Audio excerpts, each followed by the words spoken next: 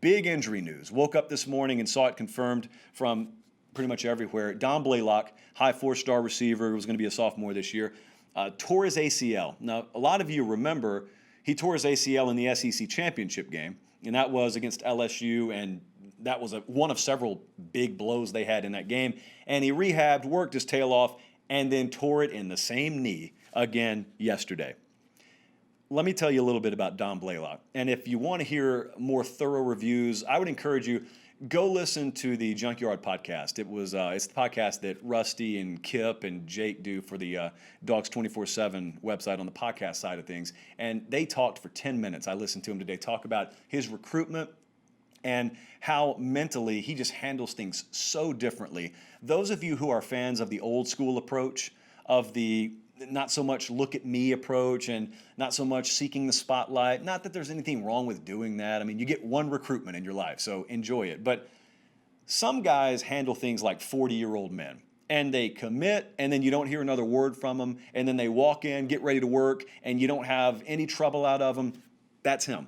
That's Blaylock. That's everybody that you ever have spoken to in this industry and close to Georgia about Blaylock. They say the same thing. He would be the last kid on the face of the earth you would ever expect to get in trouble. So from that standpoint, everybody hurts right now for him. Like, it's not that you would ever want this to happen to anyone, but that's the last kid that you would want this to happen to. So on a personal note, from us to him and his family, we send our prayers to him. Now what we talk about, because we can't do anything about the injury, is what does it mean for Georgia? Because this, obviously, if you're looking at it bigger picture, extends beyond just Georgia. I mean, they got big games. They got 4 big ones back to back to back to back in the first half of the season that could very well define their season. And you're installing a new offensive coordinator, a new offense there. One of the biggest questions was going to be, what kind of jump in production can we get from this wide receiver core? Well, this is a huge hit, obviously, to that.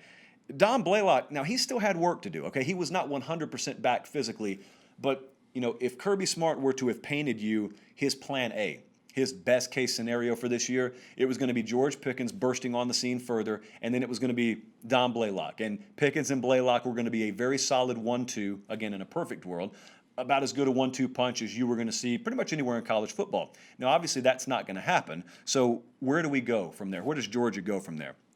And the kind of the bigger question to piggyback off of that is, how does it answer that question that we've been asking about Georgia and Georgia fans have been asking about the Georgia offense ever since the end of last year and then the subsequent hiring of Todd Monken?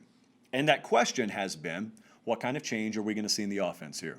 They pretty universally accepted that what we were doing offensively, not good enough. So we want to change. Kirby Smart gave him a change.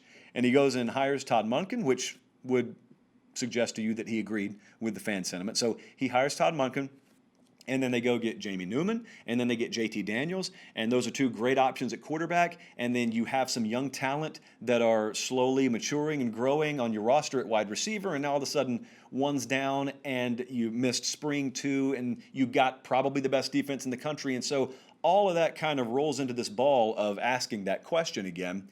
If Kirby Smart knows he's got that defense, and there are question marks offensively, like how willing is he going to be to just fully overturn the identity of this offense this year? Now, this is the great question in front of the camera. This is the great question behind the scenes. Everyone's talking about this. Everyone in Georgia circles is talking about this.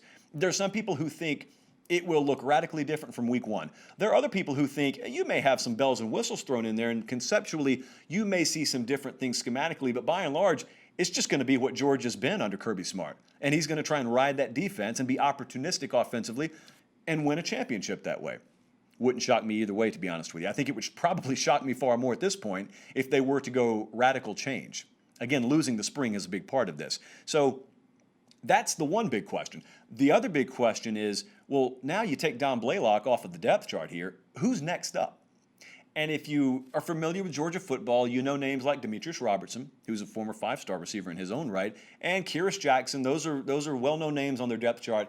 But to me, when we go back to the early signing period, and we were actually, the camera Colin has me on right now, behind that, there's this stage in our studio, and we were seated there, and we were talking about last-minute flips. And we were doing this on signing day, but we were looking back to the early signing date because that's when Georgia had flipped Jermaine Burton from LSU at the last minute. It had kind of been in the works, but it was a last-minute public flip from LSU and signed with Georgia.